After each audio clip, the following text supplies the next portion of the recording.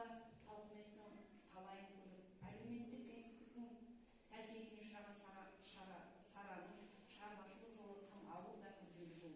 Ол 3 жасында кесен айырылып, еңсесі басқан жетімдік пен жоқшылықтың зардабын көріп өседі. Бұл аз дегенде сырттай болса да жалғыз сүйенер тіреген немере ағасы Жайсанбек өгіз ұрлады деген жаламен өмірге түседі. Жоқшылық өтінде жеке қалған жетім бала жесірайы қамқоршының ауылынан көшіп әкелген Тұрысбек қажы Сараны шырылдатып өзінің теңгелеп, жаралысынан кеміс туған бай баласы Жиенғұлға атастырады.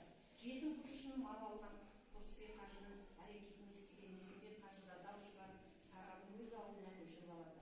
Бірақ бұдан Сараға жақсылық болмайды. Ақырында бар шаруа екі қажының қызды қалың малын тең бөліп алуға келісумен тынады.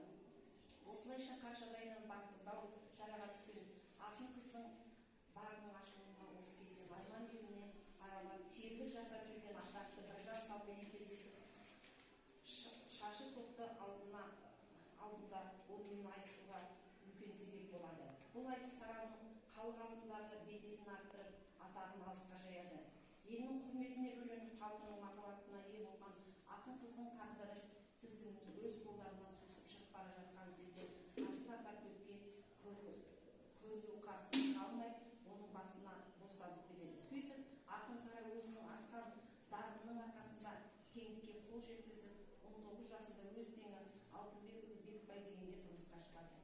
Теңдікке жетіп,